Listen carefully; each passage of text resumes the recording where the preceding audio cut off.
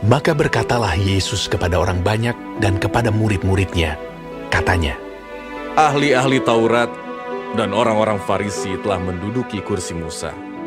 Sebab itu, turutilah dan lakukanlah segala sesuatu yang mereka ajarkan kepadamu.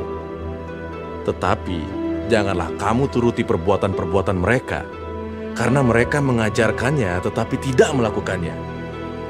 Mereka mengikat beban-beban berat, lalu meletakkannya di atas bahu orang, tetapi mereka sendiri tidak mau menyentuhnya. Semua pekerjaan yang mereka lakukan hanya dimaksud supaya dilihat orang. Mereka memakai tali sembahyang yang lebar dan jubah yang panjang. Mereka suka duduk di tempat terhormat dalam perjamuan dan di tempat terdepan di rumah ibadat. Mereka suka menerima penghormatan di pasar dan suka dipanggil rabi. Tetapi kamu, janganlah kamu disebut rabi, karena hanya satu rabimu dan kamu semua adalah saudara. Dan janganlah kamu menyebut siapapun bapa di bumi ini, karena hanya satu bapamu, yaitu Dia yang di sorga. Janganlah pula kamu disebut pemimpin, karena hanya satu pemimpinmu, yaitu Mesias. Barang siapa terbesar di antara kamu, hendaklah ia menjadi pelayanmu. Dan barang siapa meninggikan diri, ia akan direndahkan. Dan barang siapa merendahkan diri, ia akan ditinggikan. Celakalah kamu, hai ahli-ahli Taurat dan orang-orang Farisi. Hai kamu orang-orang munafik, karena kamu menutup pintu-pintu kerajaan sorga di depan orang. Sebab kamu sendiri tidak masuk, dan kamu merintangi mereka yang berusaha untuk masuk. Celakalah kamu, hai ahli-ahli Taurat dan orang-orang Farisi. Hai kamu orang-orang munafik, sebab kamu menelan rumah janda-janda, sedang kamu mengelabui mata orang dengan doa yang panjang-panjang. Sebab itu, kamu pasti akan menerima hukuman yang lebih berat. Celakalah kamu, hai ahli-ahli Taurat dan orang-orang Farisi. Hai kamu orang-orang munafik, sebab kamu mengarungi lautan dan menjelajah daratan untuk mentobatkan satu orang saja menjadi penganut agamamu. Dan sesudah ia bertobat, kamu menjadikan dia orang neraka yang 2 kali lebih jahat daripada kamu sendiri. Celakalah kamu, hai pemimpin-pemimpin buta yang berkata, bersumpah demi bait suci, sumpah itu tidak sah. Tetapi bersumpah demi emas bait suci, sumpah itu mengikat. Hai kamu orang-orang bodoh dan orang-orang buta, apakah yang lebih penting, emas atau bait suci yang menguduskan emas itu? Bersumpah demi mezbah, sumpah itu tidak sah. Tetapi bersumpah demi persembahan yang ada di atasnya, sumpah itu mengikat. Hai kamu orang-orang buta, apakah yang lebih penting? Persembahan atau mezbah yang menguduskan persembahan itu? Karena itu, barang siapa bersumpah demi mezbah, ia bersumpah demi mezbah dan juga demi segala sesuatu yang terletak di atasnya. Dan barang siapa bersumpah demi bait suci, ia bersumpah demi bait suci dan juga demi Dia yang diam di situ. Dan barang siapa bersumpah demi sorga, ia bersumpah demi tahta Allah dan juga demi Dia yang bersemayam di atasnya. Celakalah kamu, hai ahli-ahli Taurat dan orang-orang Farisi. Hai kamu orang-orang munafik. Sebab persepuluhan dari selasih, adas manis dan jintan kamu bayar. Tetapi yang terpenting dalam hukum Taurat kamu abaikan, yaitu keadilan dan belas kasihan dan kesetiaan. Yang satu harus dilakukan, dan yang lain jangan diabaikan.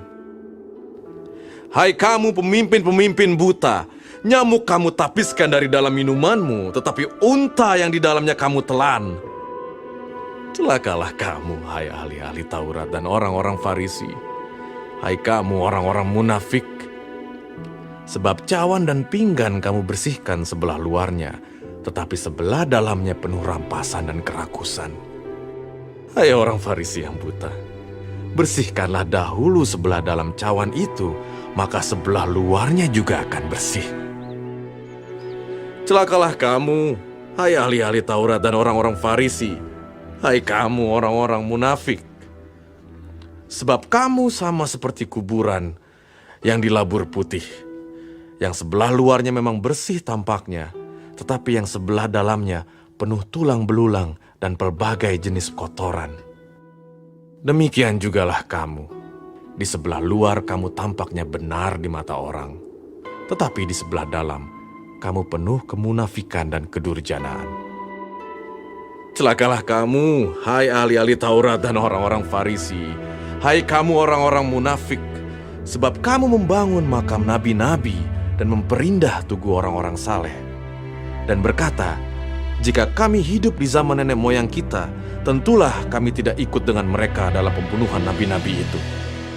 Tetapi dengan demikian, kamu bersaksi terhadap diri kamu sendiri bahwa kamu adalah keturunan pembunuh nabi-nabi itu.